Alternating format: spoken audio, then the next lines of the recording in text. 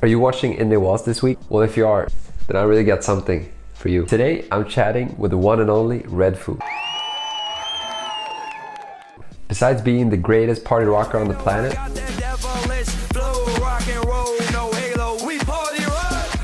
he's also a very high-level tennis player. Like, okay, whoever's the best American, they have to beat everybody. Well, we'll give the wild card to them, and I love it. The USTA is.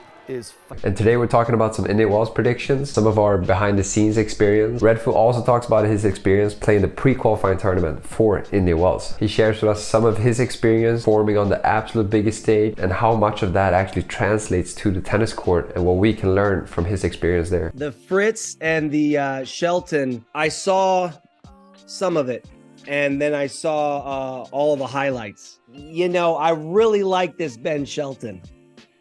Yeah, and I really do, because he's got that young energy. He's fun. He has big serve, big forehand. He can volley. He can move. He has all around game. But I like his attitude and I like his personality on court.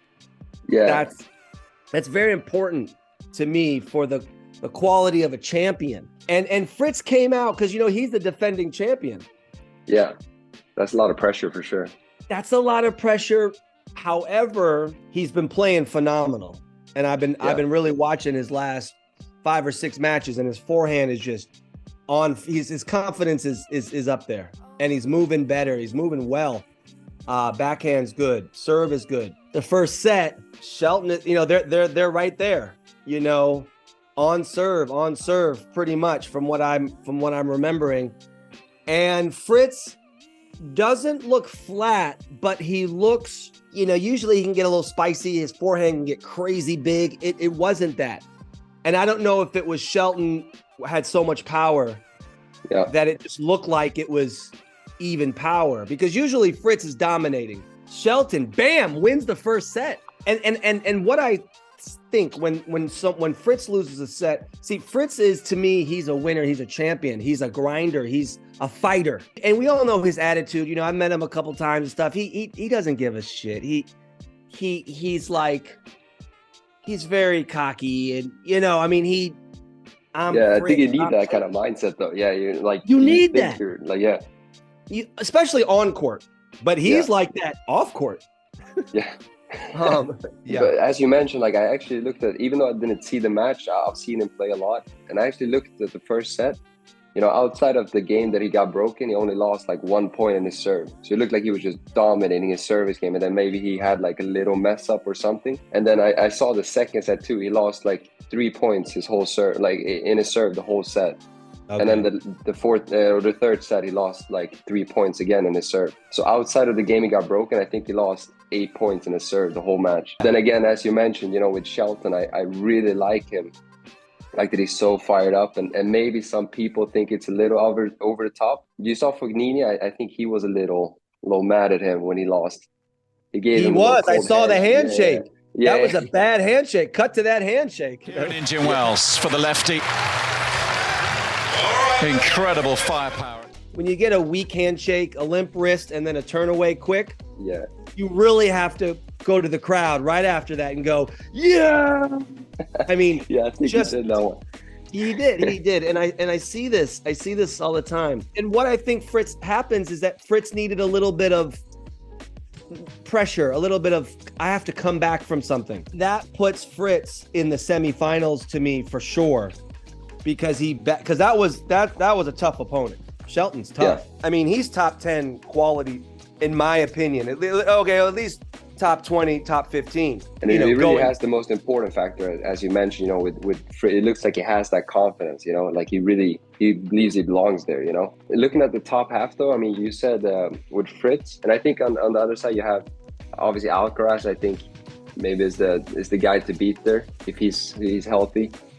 Yeah. But then I think it's hard to kind of look past though Tommy Paul and because I think he's also on the top part. I think he's playing Alcaraz in the quarters maybe. I'm going to have to take Alcaraz. Every box you tick for Paul, you can tick it for Alcaraz, and you can tick 4 more boxes. Well, like No, but I know forehand. what you mean. Like the firepower he has is like comparable.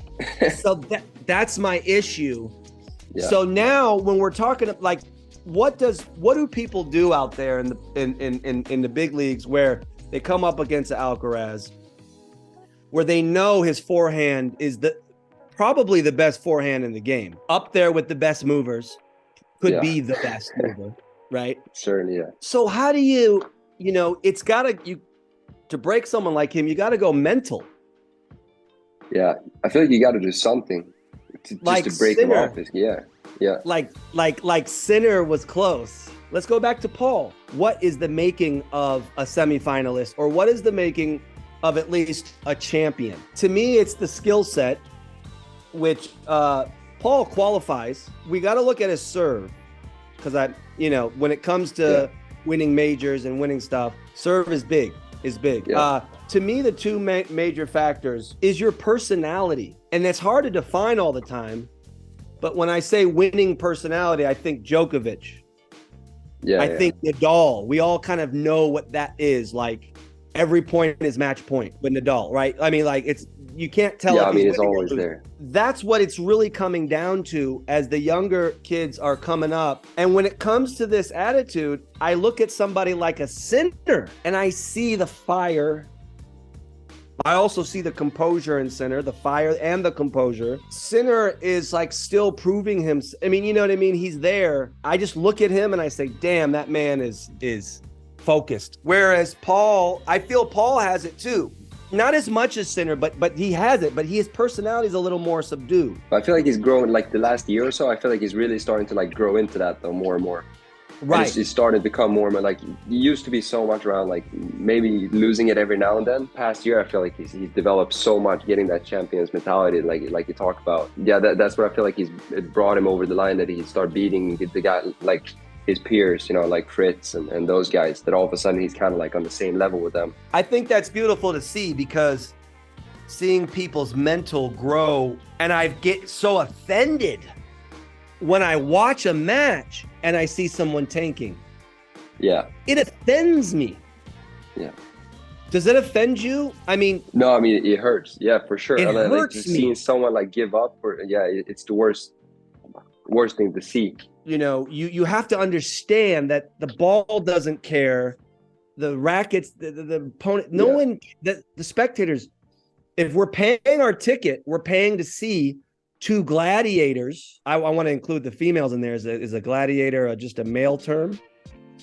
I'm not sure about that one, but I know what you're saying. I mean, it's just like, you know what I'm saying? We want to see two battlers. I think battler is we want to see two people coming up and bam, and we don't. It's a pet peeve of mine. Okay, let's talk about Holger Rune. And did you see the Mackie McDonald Holger Rune? I saw he kind of took him down pretty straightforward. He took him down straightforward. And I'm familiar with Mackie McDonald because I used to train next to him. He was at UCLA. Yeah. And so I'm familiar with his personality and his attitude.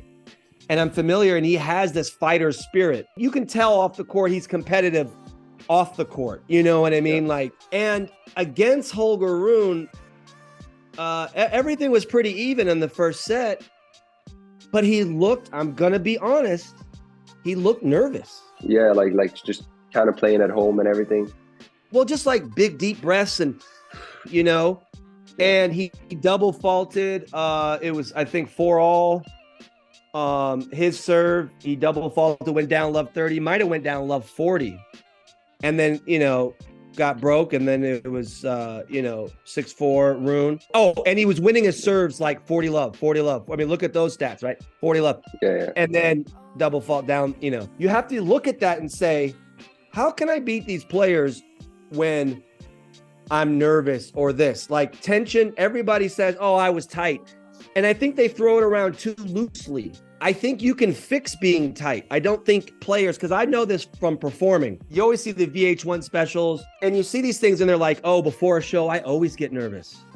And you'll see the top performers and they say this. And I have to say, I wasn't nervous before the shows. There was a time in my life where I was, but I figured out what anxiety is. what nervousness is. All it is fearing the future. It's having a negative thought or fear about yourself in the future. And I read some books on it, and I listened to a lot of podcasts, and my whole life I've been studying, because no one wants to feel nervous and afraid. It's a shitty feeling, and you can't perform. You know when you're shaking, how and you're thinking, don't double fault. You gotta understand that you have to erase these thoughts and fix them before you hit that serve. When you mention it's like a fear of the future, would you say it's just so much about just staying present? Or Yes. Just be more like that? You gotta stay present, but Hey, sorry to stop you there. If you're enjoying this, make sure to like and subscribe. Thanks.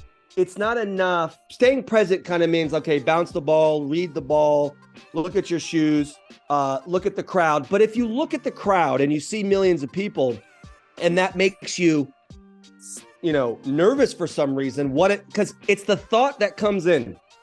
Yeah. What if I let these people down? One time I was playing a tournament. It was actually Indian Wells pre-qualifier. Okay. You remember they used to have that? Yeah. Yeah. What year is this? It was like, 4 years ago. Oh, cool. They used to have them. So if you win that tournament, you get to get into qualies of Indian Wells. I was on my way and I drove up by myself, Indian Wells, and I noticed I was a little nervous. It was something like, oh, what if I, get blown away? What are they going to think? Redfoo's coming out here. And I said, wait, stop. And I remember someone said hi to me, like, hey, it's Redfoo. And I felt like I wanted to hide. And then I said, okay, let me practice this thing that I've used before in performing and other things. I said, let me imagine and truly do it. Let me close my eyes and imagine I won the tournament. Imagine me hitting the final forehand winner, and everybody's like, holy shit, Redfoo won the tournament. And I really am like, oh my, yes, and I'm looking and I'm calling Simon. I'm like, I won, baby, boom. And I believe it. And I go and I don't say, no, it could never happen. No. It's like a fantasy, right? You go into the future thinking I had the trophy, I had everything. And it just took like a 3-4 minute thing. And then I came back and I was sitting in the car, and I came back after, and all of my anxiety was gone because my body believed that now this is the tournament that I actually already won. And when I say hi to the people, they're saying, hey, what's up, Redfoo? And I'm saying to myself, hey, you're looking at the future champ. I won. You don't know, but I won this. This is the dialogue I'm saying. Yeah. And I'm telling you, bro, I got out the car. They were like, hey, Redfoo. Instead of kind of hiding away, pretending I didn't hear them, I was like, yeah, baby. And I felt so good. So I play the tournament. I'm playing this ex-college dude, and he's supposed to, on paper, just destroy me. I win the first set. I'm up 4-2 in the second set. Everybody's watching, and I'm like, this is my first round win to the tournament that I'm going to win. And everything was going wrong for the dude. It was windy. Yeah. He had a bigger serve than me, bigger everything. He was like 6'5", and he was shanking, and then I was getting a little tired, and I forgot that I was the guy that won the tournament. I started thinking I was drinking a Red Bull. I was like, because I was running out of steam, and I didn't say, it doesn't matter. This is how you feel because you're still gonna win. And I got a little I forgot. And the guy comes back 4-all. He wins the second set. We play a 10-point tiebreaker. He gets up 6-0, and then he gets up to 9-6.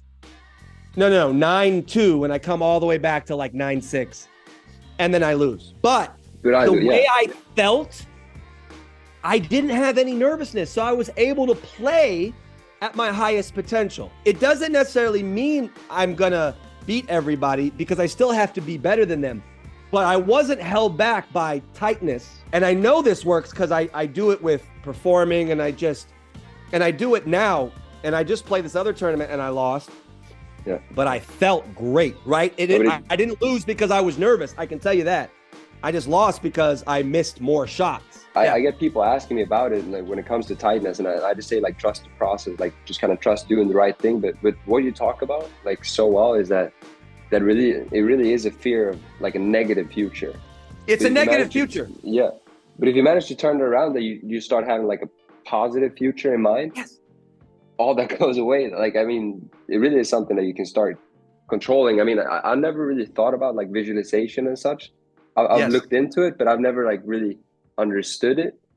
But it makes so much sense to like what you talk about now, that it's all about getting a positive future in mind. Yes. That you, like, yes, because that's what you know when you're about it. to serve. You look at I'm about to double. Like you get the feeling of how it feels like when you do a double fault. Okay, so first you get it when you're daydreaming or fantasies. It's like your positive future is all positive. And if a negative thought comes in, just say no and then replace it with what you want, which is usually the opposite. Fears are things that you don't want to happen. So just understand that what you want to happen is positivity. I played my last match. I do not think I had a double fault. Maybe I had one. I usually have 4 or 5. And I usually get this moment where some point I say, don't do a double fault. And then I double fault. And I go, God, you're right. And I used to happen. So I changed it. I can't help what thoughts come in. So I had that thought during the last match. And it said, don't double fault. And then I stopped bouncing the ball, stepped away from the line. And I said, no. Actually, I want to put the serve exactly here. And I imagined it. And I said, I'm going to hit, up on the ball, hit it thin, but a lot of velocity, making sure I don't go into the net. Because usually when I say the double fault, usually it dumps in the net. Yeah. And I changed the visual, because when you say don't double fault, you do have a quick visual of a bad serve. You have to visualize everything you think. Just like that's like how the mind works. We all work in pictures. So I took a step back and I replaced it with, and I did not double fault. And the time I did double fault, I think it was long. I just hit it a little long. But that, one double fault. So I've corrected. I used to have that, the thinking of the double fault and then double faulting curse all the time. And now it's a joke. And sometimes I think of it all the time. Lester Cook taught me before every single point, he visualizes what he wants to happen. So you imagine that you bounce the ball. And while you're bouncing the ball, you imagine in the 3-4 seconds, okay, boom, kicker wide. They're going to hit it around the middle. I'm going to run around and go inside in. And you imagine that. And then you step up to the line and you do it. And if you hit the kicker and they hit it in the middle, well, there you go. You know what to do. You've already planned what to do. If they hit it down the line, okay, it's not the exact shot that you're looking for. You just readjust and you keep going. But your percentage of exactly where you want to hit it, for instance, when you do the pancake serve, you visualize, I'm trying to hit it in that corner with the reverse spin, and you go for that, and you boom. I mean, it is so cool what you talk about, because I can really remember looking back at it, because sometimes when I'm about to hit the pancake serve, I remember sometimes I have a bad feeling about it, and I kind of visualize missing it, and then I kind of go away from it, and then I decide not to hit it. But I have some days, when I feel good, when I just visualize making it or hitting it so well, then I just go for it, and obviously I hit it so much better. Right. But it's like you say, it's so much more about just changing the visualization of hitting a second serve in the net compared to hitting a second serve in the box. You just visualize that. Right, instead. exactly where you want. I want it in this square right here. Yeah. Because our body does it follows our mind. And I see a lot of these players, and honestly, they just don't know this stuff that we're talking about. We know Djokovic visualizes, he meditates, if you look at Tsitsipas, he lost, but he said he was going to lose. I mean, he said, don't expect big things from me this tournament because I'm hurt. And then he lost. And the way he lost, did you see that? In the third set breaker at 5-all, that he missed 2 forehands by an inch. He kind of went for it. Yeah. 2 times in a row. Yeah. And just missed them. Right. And you know what? I feel like it's better to lose going for it. Yeah. And that's another thing we could talk about, because that's back to like Rune. The times he's lost this season is he didn't go for it. I think I even tweeted something after it, just vaguely, like, you have to go for it. Because if you've got there hitting winners, you can't say, okay, now I'm going to put the ball in and now it's match point. And now I'm just going to wait for them to feel more nervous than me and get tight. It isn't going to work against Alcaraz. It's not going to work against these other players. You can beat a lower player. He beat McDonald by doing that. McDonald was unforced air, 30 love. He just got it in. And this coach was like, yeah. But I'm saying no, because he can get away with that when a player is not playing that well. Yeah. And kind of like just missing. But the top 5 aren't going to do that. And they're going to take your weak ass, get it in play ball and come back on your ass. You know what I mean? And we see it happen all the time. And that sums up part 1 of 2 from my chat with Redfoo about Indian Wells. Do make sure you subscribe, and maybe even put on the notification bell to make sure you do not miss out on the second part and the final part from my chat with Redfoo. So that one's gonna be out this Tuesday. But also do make sure to comment your thoughts. I'm really curious to see what you think about this year's Indian Wells. Who do you think is gonna take home the trophy? And obviously on paper, it feels like Medvedev is the big favorite, but both me and Fu actually think there is some guys that can actually put him to the test. And let me know if you guys can figure out who we think that is. I'm looking forward to seeing you guys on Tuesday again. But until then, take care and ciao.